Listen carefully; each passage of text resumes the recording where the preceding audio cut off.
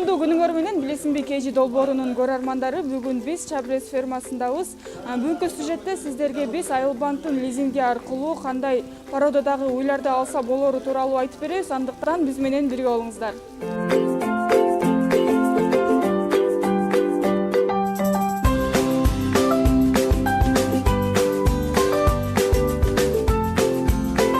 Мы сейчас находимся на молочно-товарной ферме крестьянского хозяйства Чабрец.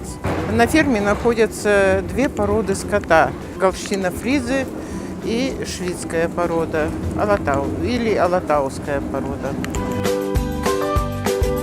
Вот сейчас мы находимся около загона, где находится сухостойный скот. Это нетели и сухостойные коровы. Это коровы перед отелом. Это животные перед отелом. Дальше у нас находится вот это ремонтный молодняк, которые будут осеменяться.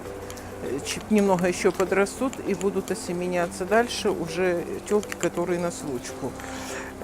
Скот у нас племенной. Соответственно, работаем мы только с искусственным осеменением, спермой быков американской селекции и обязательно проверенных по качеству потомства, чтобы продуктивность родителей этих быков была не меньше, чем 15-16 тысяч литров молока в год. Вот, соответственно, у нас и продуктивность наших коров заметно намного выше, чем, если взять, сравнить так по республике.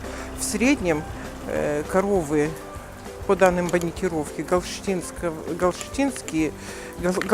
породы дали 4800. Это коровы первой, второй, третьей и старшей лактации. Алатауские коровы, тоже по данным баникировки, дали 4600. Учет ведется, начинается учет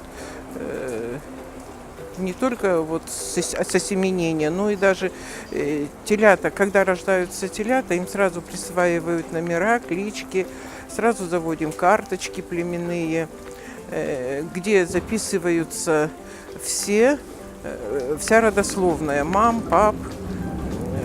Вот. Ну и продолжается телята, молодняк, когда растет, обязательно следим за развитием. Это ежемесячное взвешивание молодняка. И для коров обязательно контрольные дойки ежемесячные. Все. Мы являемся селекционным центром по лизингу скота. Мы по государственной программе, нам Айылбанк выделил скот. Пока привезли шведскую породу. Вот. Мы надеемся намного поднять свой генетический потенциал. Вот. И будем, этот скот нам даст еще один толчок для повышения продуктивности. Как можно получить? Чтобы получить скот, необходимо с банком заключить договор. И тогда приехать к нам в хозяйство, отобрать нетелей или коров-первотелок, тех, которые вам понравятся. Их генетический потенциал достаточно высокий. Продуктивность родителей этих животных будет не меньше, чем 5000 литров молока.